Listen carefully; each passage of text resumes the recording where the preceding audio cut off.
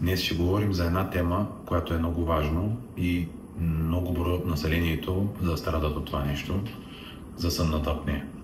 Сънна апнея означава по време на сън спиране на дишане. Последствията са много тежки, защото се получава недостиг на кислород на цялото тяло. Как се установява? Установява се първоначално все пак ушино-сигаро преглед отново, желателно с флексибилен ендоскоп.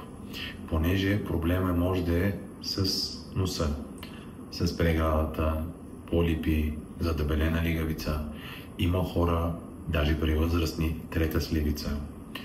И трябва да се оглежда много добре нозоглътката, отново по-надългото слизаме, корена на езика, улата.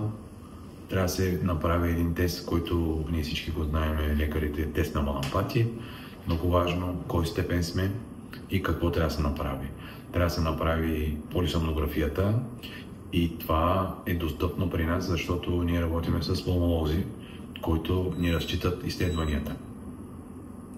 И при установяване на проблема, ако е функционален, който ние може да подпомагаме на пациента, било с септопластика, било с преднапалателна пластика, намаляване на овулата, повдигане на мекото непце, може да коригираме корена на езика.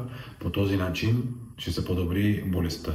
Има случаи, които не са за оперативно лечение.